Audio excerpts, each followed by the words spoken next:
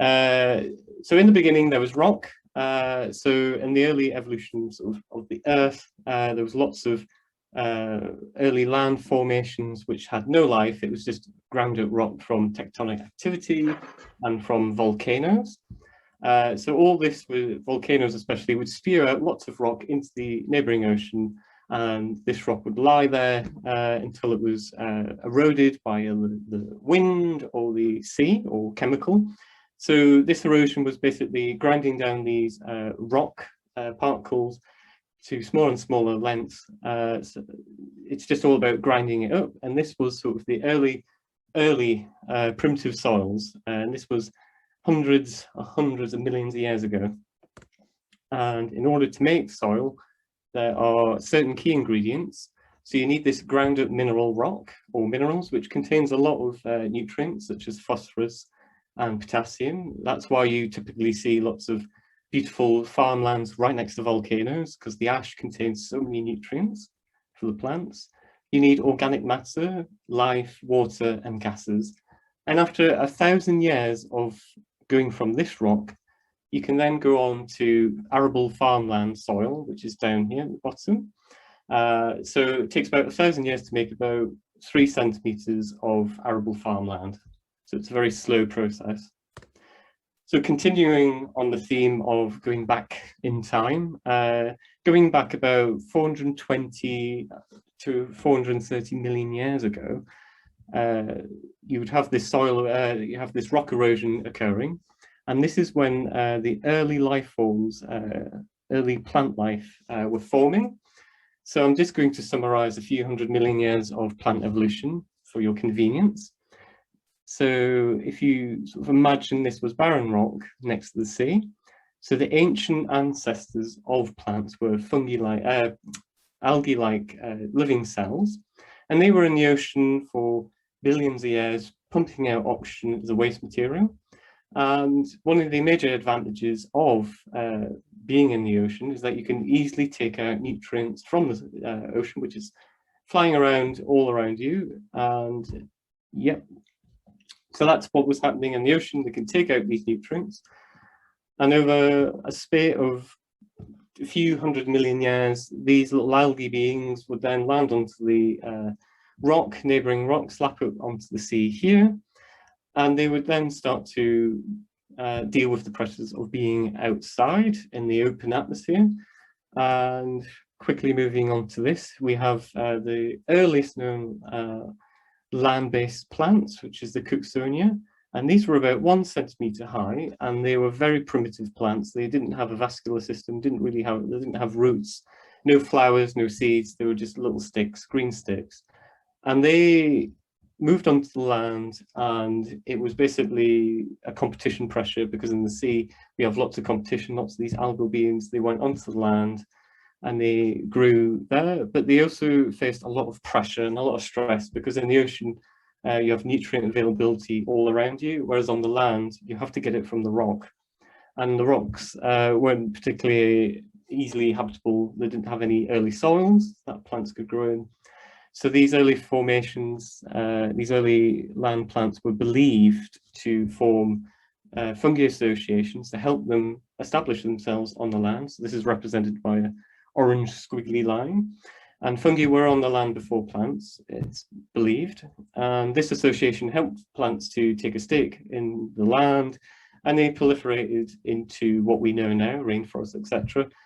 And the gradual introduction of these plants, these plants onto the rock, they would live, die, and this would introduce organic matter into these ground-up rock. So this is just helping the early formation of soils. And a similar process, or analogous process that's happening today, which we can look back and use for early soil investigation, is glacial rock. So here we're in New Zealand.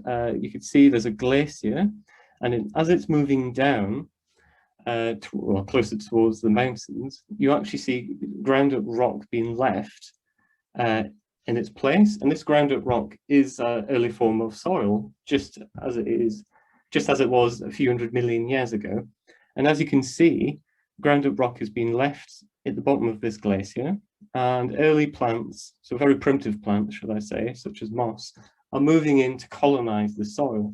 And generations of these mosses and very small plants would live, die in the soil, introducing organic matter into it. And as it rots, and as the roots break up the soil and the ground up rock, it's basically making soil.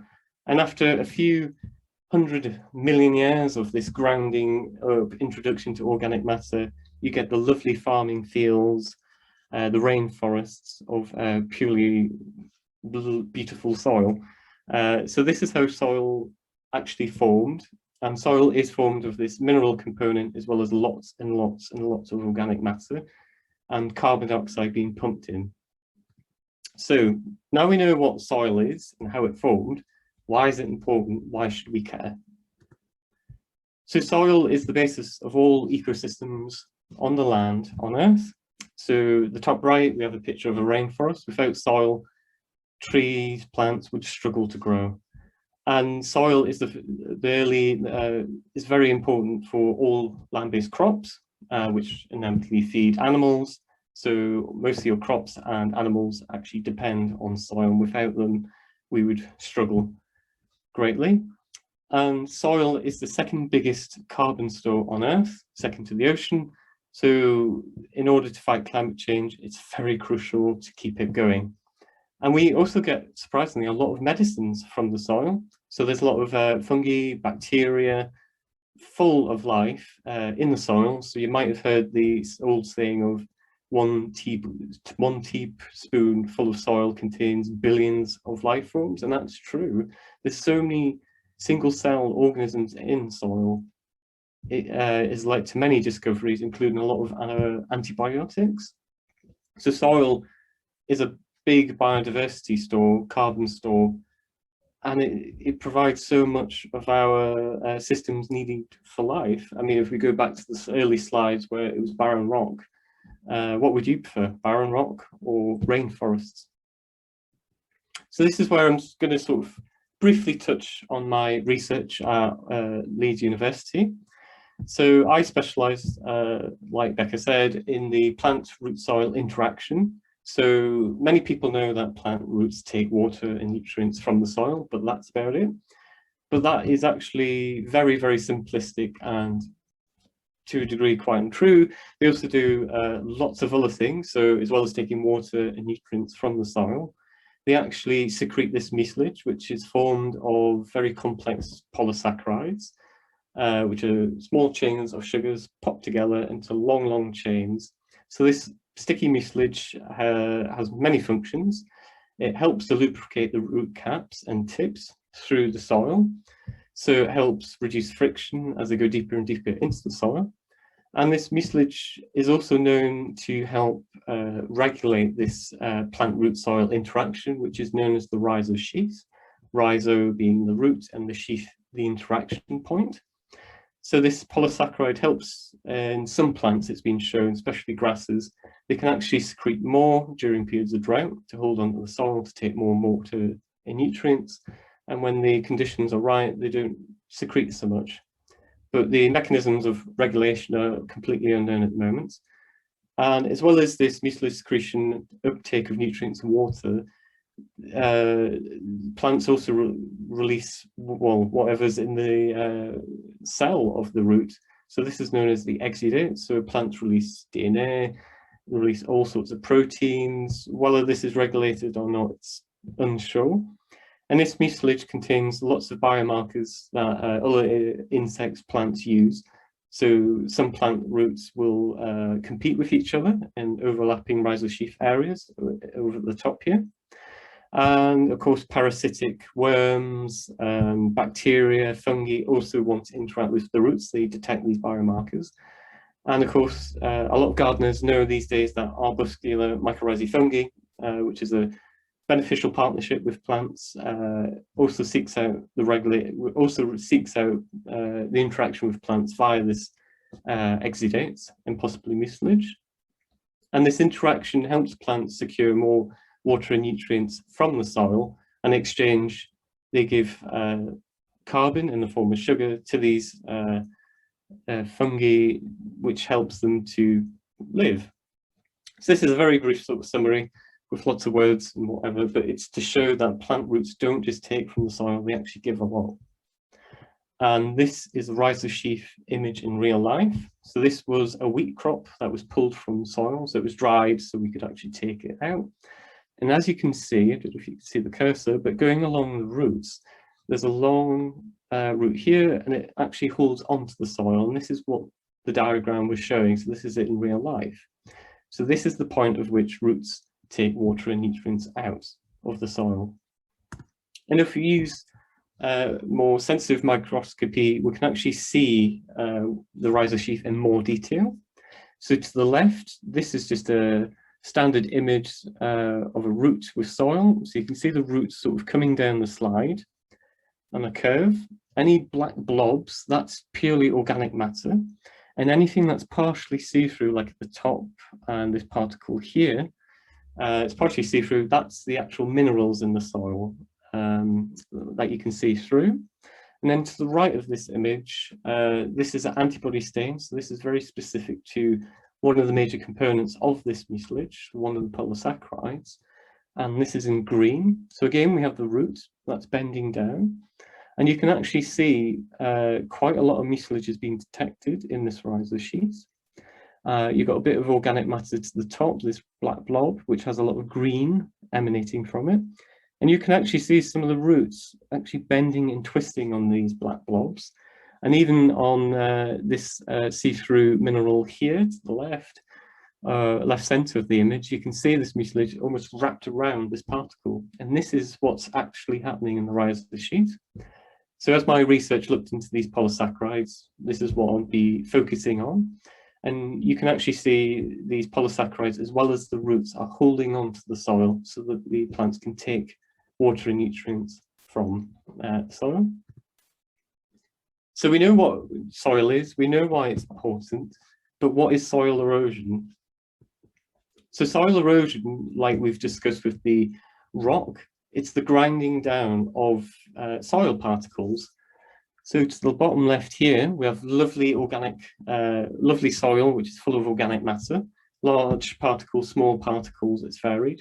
But soil erosion is when this soil is exposed and is subject to drought or flooding and droughts. Anything that dries these particles up, and erosions where it breaks down the aggregates, the clumps of these particles break down into smaller particles and then into smaller particles until eventually the soil becomes exhausted. And over to the right, all these particles are quite similar in size, small, and it's completely broken down. You can't grow anything on it. And this is also known as desertification, where the soil completely breaks down. And this is bad because we don't want to lose soil in the fight against climate change. And of course, we depend on it for our food. So what are the major causes of soil erosion? And unfortunately, a large part of it is human activity. So to the top left, farming practices at the moment do have quite a big impact on soil erosion. So at the moment, the standard sort of procedure to grow crops is to grow them on mass scale, on monoculture. So this is picking one variety of wheat, growing it in a large field, ploughing it, harvesting, ploughing in the unwanted stems, material, tilling it, and this puts great stress on the soil. So in the natural sort of world, you have trees next to plants, shrubs, different types of species. It's very diverse root types. But in these monocultures, it's one type of root, one type of wheat variety, big monocultures. So it's low genetic diversity affecting these soils. And of course, deforestation reduces the soil's ability to hold on to itself. So if you pull out a tree, pull out the roots, kill off the roots, there's nothing to hold the soil in place, whether by the actual roots wrapping onto the soil or this mucilage, against other factors as well. And of course, the use of chemicals, more specifically fertilizers such as nitrogen, phosphorus, and potassium.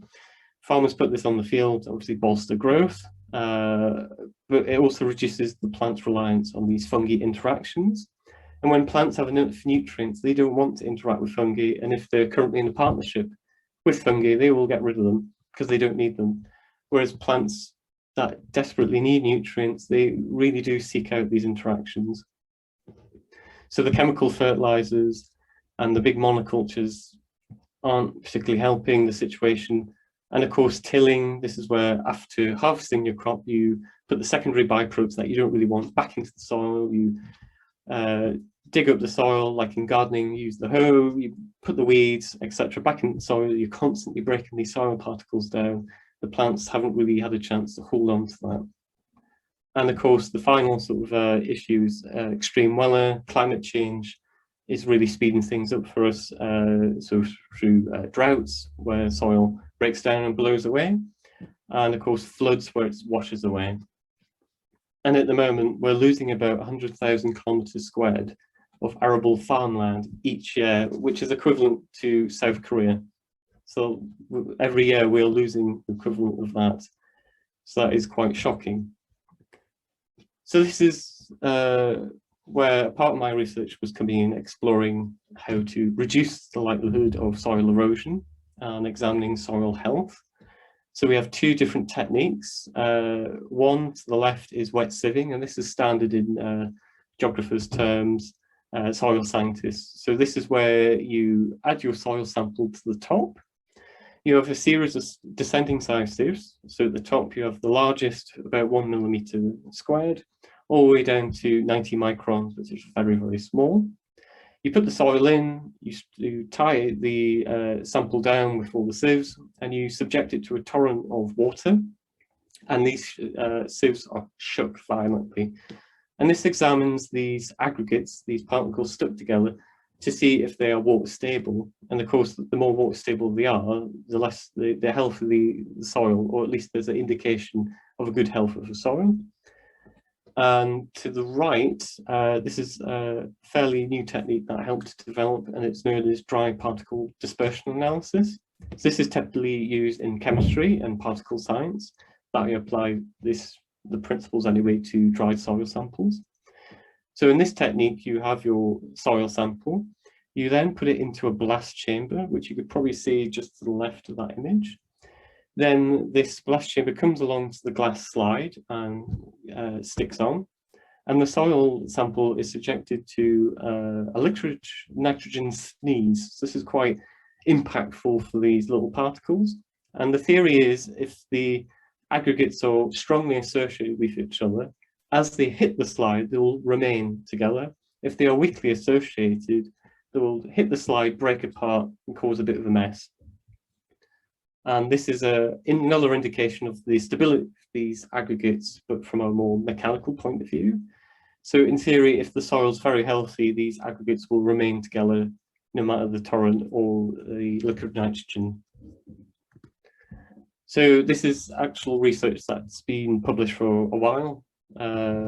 So this is the wet sieving sample. So to the left, the Na is the no addition control. So this is just purely soil that's been sterilized, so there's no life forms in. And then to the right, Xg, this is a commercial form of polysaccharide that is secreted by these plants. So this is xyloglucan. So this is the commercial equivalent component, as to say. And we added this into the soil at a typical concentration that is typically found in the rhizosphere sheath. So if you go back to that image with the green staining, that's what we were detecting. So this is the commercial form because it's easier to use and it's more available. And as you can see, the blue bars is anything above 1 millimeter cubed. So this is a fairly large particle, a fairly large aggregate of soil.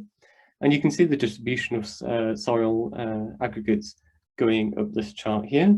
But when you have this xyloglucan or Xg, the blue bar, which is the aggregates above 1 millimeter cubed, is greatly enhanced. And this result shows that adding this xyloglucan, or the commercial equivalent of xyloglucan in the plants, stabilizes the soil and is water stable. So this is a good indication of that it's helping to increase the health of soils. Now, when we subject our samples to another test to actually confirm that these aggregates are stable, this is dry particle dispersion analysis. So in red, we have the no addition control. Again, this is just soil that's been sterilized. But when you add this cyboglucan, you can actually see any of these aggregates above 1 millimeter cubes, so they're fairly large, is greatly enhanced. So this confirms that adding this commercial form stabilizes the soil and actually increases its health. So the health of the soil, at least one indication, is that these aggregates are held together and not blowing away and eroding. And just to visualize what is happening in these results, we use scanning electron microscopy. So this is getting great detailed image of these particles. And as you can see to the left, the Na, no addition, so this is just purely soil. You can see the whole distribution of particles in the sample. And if we pick on one here to the bottom, it's quite smooth in appearance. And you can see there's a little bit of sticking to smaller aggregates and particles, but there's not really a lot going on here. But when you add this cyboglucan, you can see there's a lot more rougher looking particles here. But when we zoom in, we can actually see this clumping effect, this aggregation. So you can see there's one particle here, little bits here, here, here. So it's almost like an asteroid in appearance, clumping on, and this is a good indication of soil health. So this is visualizing the importance of cyboglucan in binding soil together. So we know it's important, we know it's eroding because of human activities, but how can we protect it? So there are 4 key approaches that we could use, all of which need quite a lot more research to apply to an industrial scale. So of course, one of the easiest options for us is to reforest areas. This will then increase soil aggregation via mucilage and introducing other life. So when you put trees and you look after those trees that they grow and mature, it brings other life to the area. Plant other trees, it needs to be specific to a local region. You can't put invasive species in the area. So it needs to be local species, it needs to be high diversity, so you can't just put monocultures of trees, which doesn't help. So you have this diverse forest mix, and of course, when trees get established, other plants get established, it brings in more life, more roots, more mucilage, more fungi interaction. There's more things holding onto that soil, more things growing on it. So this prevents soil erosion. And of course, we can reduce our consumption of fertilizers, which is already happening because of the cost of fertilizer at the moment is very, very high, and it's ever increasing, and farmers don't really want to waste money on things. So they are naturally reducing their consumption, but still we are applying lots of fertilizers for efficient crop production. And of course, some of this leaches into our rivers, causes mayhem there. So we can find more sustainable options for reducing fertilizer consumption. We can explore the use of mycorrhizae fungi. So when, again, plants require nutrients that they're not getting, they really want this interaction, which helps them. So we can explore ideas about increasing partnership with fungi and bacteria on a mass scale. And of course, no-till farming is becoming more important in the fight of soil erosion. So this is where after you harvest the crop, you just leave the material on the surface of the soil to prevent it from drying up and eroding. But unfortunately, having this on such a mass scale, there's a few issues of disease and pests. So there's much more research needed into no-till farming to hold on to these particles. So we need to move into more sustainable practices, reduce meat consumption, less animals. There's lots of debates around this area, of course. And then, of course, we can explore the use of polycultures. So this is where you don't grow on mass scales just one species. You can actually pick a few varieties, a few species. Although on a mass scale, this is quite hard to do, but in orchards, typically you can grow apples with cherries or apricots, for instance. And of course, many gardeners or people that own allotments do this naturally. They want to grow quite a few different vegetables. So if you can find this on a mass scale, this would be, well, this would help reduce erosion, covering the soil, different types of roots holding on, different types of secretion. And of course, which is a very, very difficult thing to do, although it sounds easy, reduce emissions. If we reduce emissions, we can reduce the chances of extreme weather eroding the soil, but of course that's very difficult. I'm going to move on to some wacky idea, but it is explored, believe it or not, by NASA. So if we want to colonize different planets, we need soil. We need to make soil. Of course, we have different growing techniques such as hydroponics, aquaculture, aeroponics, Z plants. This is growing in little tubes, but this can't really be done on such a mass scale for planetary colonization. So on Earth, we have beautiful soil, but on the Moon, on Mars, on other sort of planets here, we don't have soil. So on these worlds, we have something called regolith. So this is just ground up rock essentially on the surface of these worlds, sort of early soils, but they're not going to evolve into any soils like on Earth. And there was a NASA study quite a long time ago that actually used the rock collected on one of the Apollo missions to actually simulate more of this regolith to see if it could sustain plant life. And believe it or not, within a hydroponic system or even direct growth, this regolith could actually support plant life or crops. Fascinating research. This was done in the 70s and 80s, so it's quite old.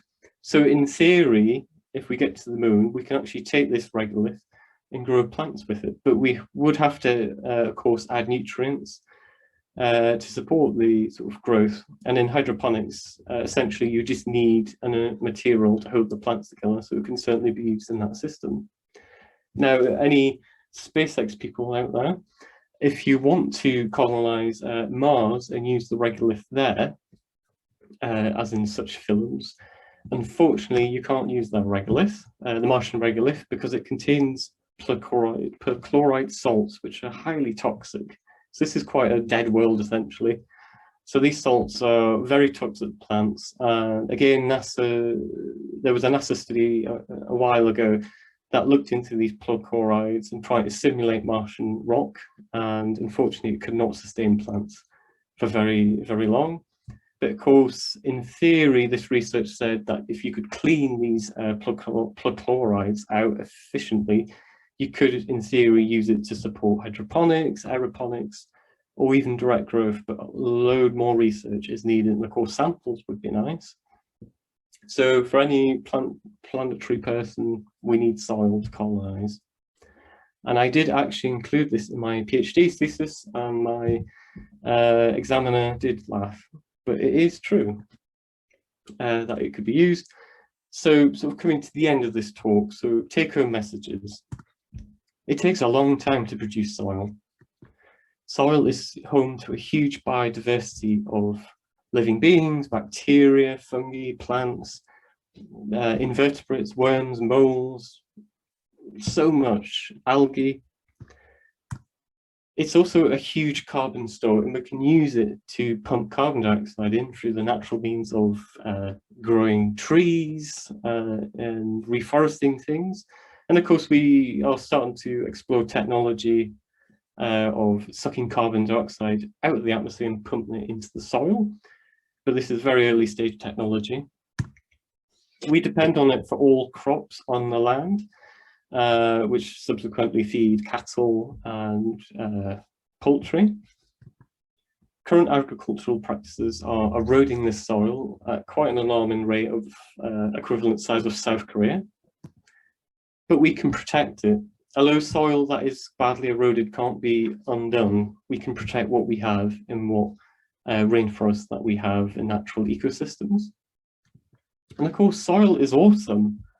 Get excited about it. Go into your garden, put your hand in it, feel it, see what you can see what fungi and bacteria you can see. So soil is awesome.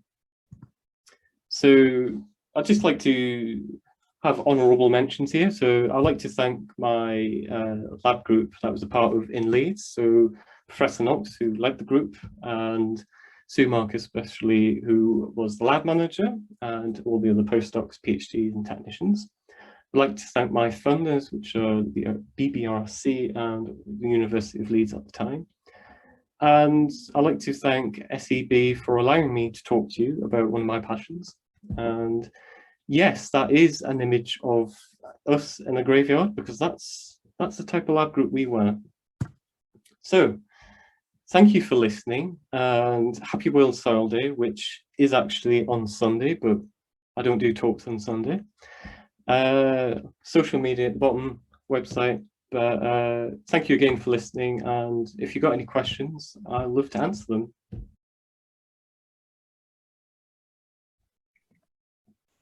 Thank you so much. Yeah, really interesting. It's fascinating to see, you know, how soil developed from the early start of life on Earth, and also really interesting to hear about the two-way interaction with the roots, because you really do think of roots as just something that takes things from the soil, and it's so interesting to hear about all the ways it gives back as well. As Angie said, we'll open up to questions now. So if you have a question, then either use the raise hand function. So if you look to the bottom of your screen, there should be a button that says reactions. And if you click on that, you can use the raise hand button, and I'll unmute you so you can ask your question directly. Or if you don't feel comfortable asking your question like that, or you don't want to appear on the recording, then type it in the chat and I can ask it on your behalf. So I see, oh, did we have a raised hand then? Yes. The WT local group. Oh, yeah, sorry. My name's Fiona Court from Aberystwyth University from the Genomics Centre. Really nice talk, thank you, Andrew. So one question that immediately springs to my mind is, what are your thoughts on how the UK government are going to quantify soil health for their new proposed agricultural subsidies? To quantify the soil health of a country, a world, I think that would be awfully, awfully difficult. Soil is so diverse, and its mineral sizes, its life. One soil sample from a field in the same field could be so different. So I think it's a hell of a challenge. So I can't really answer that, unfortunately, in great detail. Yeah, no, I think it's a difficult one, and I think the politicians haven't really thought it through, have they? But there's going to be money associated with it, so. I think maybe looking at what soil is potentially going to erode, what has eroded, looking at those factors, looking at plant coverage, things like that could be a possibility somehow, using satellite imagery. I think that'd be quite important, but not entirely sure. Thank you. Thank you. I've got another question in the chat here that says, are there any pressing research questions in soil biology that an average non-soil person might not know about? Another big question. You know, the easiest questions are the hardest to answer. Yeah. Basically, how do we... So when soil is eroded and it's completely damaged, it can't be undone. So that 100,000 square kilometers a year that we're losing, it's gone forever, sort of thing. So research looking into how to undo that or correct our own soils, that would be very important. And developing some sort of commercial conditioner to add to soil. So this xyloglucan commercial form I was exploring, if you wanted to add that to a field, it would cost crazy amounts. It would be completely unsustainable for anyone. And of course, climate change, it would increase chemical production. So if you could try and find a conditioner to hold on to soil that's been farmed. And then, of course, there's lots of questions to do with sustainable agricultural practices. So we know about no-till farming, which is easier said than done. So it's after the crop's been harvested, it's just leaving the material on the soil, protects it from the sun rays. But of course, then disease comes in, rot, competition with the rubbish, with weeds. So there's a lot of research needed to develop more current sustainable practices. So that's probably another big research area. Thank you. Actually, you answered one of my questions there as well, because I was going to ask about the use of the commercial polysaccharides and just directly adding them to the soil, but you explained that would be yeah. That would be extortionately expensive. Plus, if you put on the polysaccharides in soil, the life in the soil would probably consume it quicker than the actual holding of the particles. Oh, okay. Oh, interesting. Fiona, did you have another question there?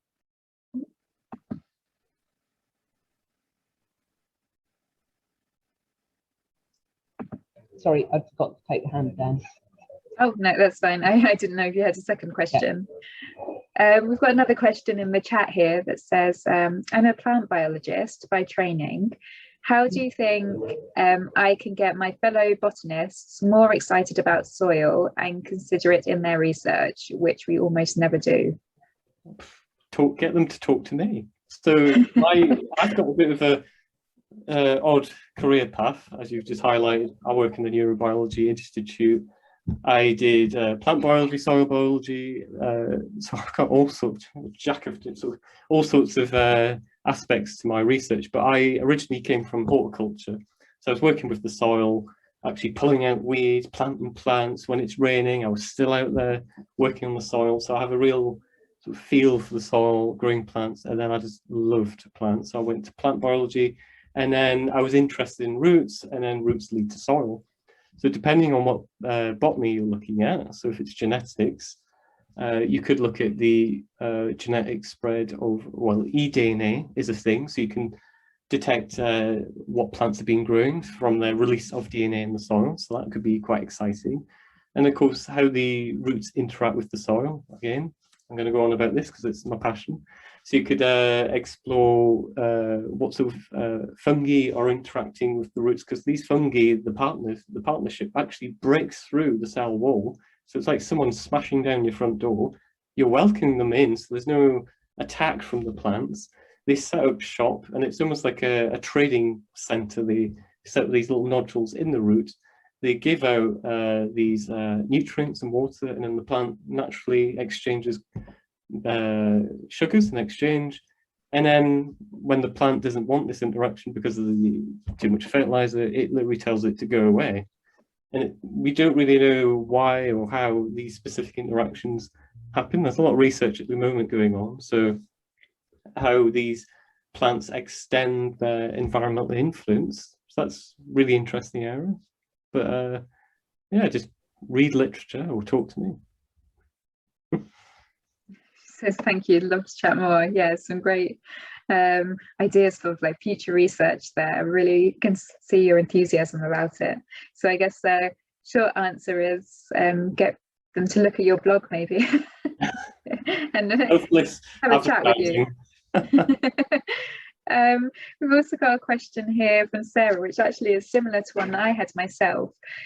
Is there anything the average Joe can do about improving soil health? So not a farmer or a policy leader. And sort of that is similar to my question, was what could individuals do perhaps in their own gardens to prevent soil erosion and promote biodiversity and improve soil health? Well, there's so many different things to do. So what you could do, so traditionally gardeners in their little gardens, they like perfectly trimmed soil. It's sort of really dark in exposure, lots of particles, it's all nicely dug up. Well, that's might look pretty, but that's awful for the soil. So what would be good is have full soil coverage. So what you could do is have your begonias or geraniums, and then have other plants growing next to them. So it's all about keeping the soil covered.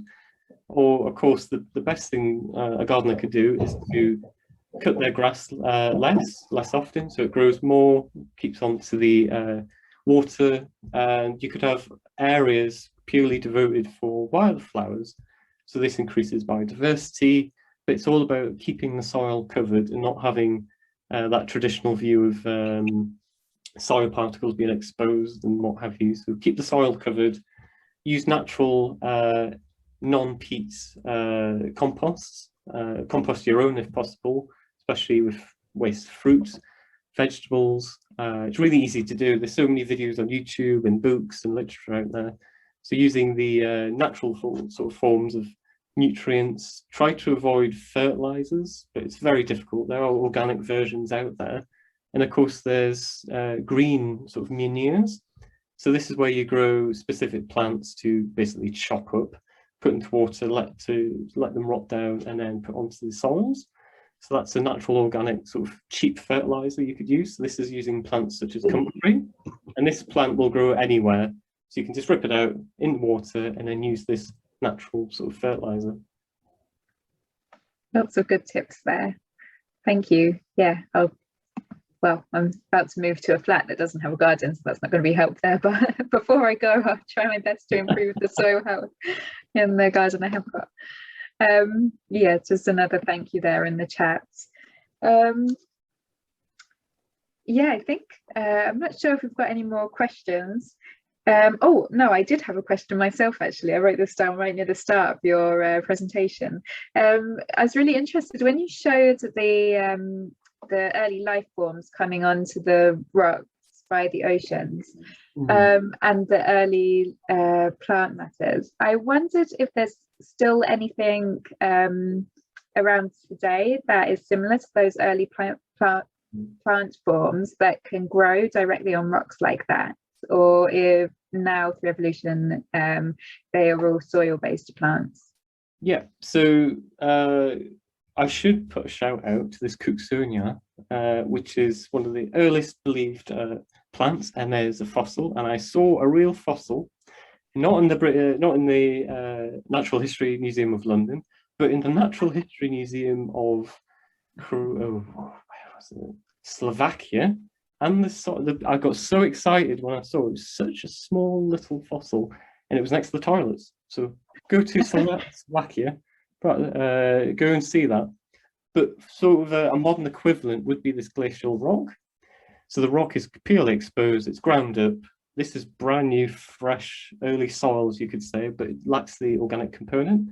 But these days we have lots of colonizing plants, so moss. Very small roots, they can just completely come in there, colonize, and then live, die, add in that organic matter, and larger plants come along, and then eventually you've got forest ecosystems, organic soil. So a lot of soil scientists use this as a sort of a model for early life forms, and we sampled this, believe it or not, to see if we can detect xyloglucans. This is brand new, fresh soil without much plants, and there's lots of xyloglucan there. So that's a future area of research. Yeah. Answering us 2 questions in one. Great, thank you. It doesn't look like there are any more questions coming in, but do feel free to interrupt me if you've got a question yourself. And if not, just to say thank you so much, Andrew, for that talk. Really interesting, and it was great background as well for someone like me who's I've got my background's in medical research, so I have no background in plants. It was very interesting and easy to understand for me. So I'm sure everyone else would agree with that. So thank you everyone for joining as well, and for all of your questions. If you have any other questions, then do feel free to email after this, and I'll pass them on to you, Andrew. And if you have your own themed webinar that you would like to propose, we're always open to ideas. So if you'd like to give a talk yourself, or you have an idea for a webinar that you'd like us to put on, then do get in contact as well. And apart from that, it just leaves to say thank you again, and have a really good evening, everyone.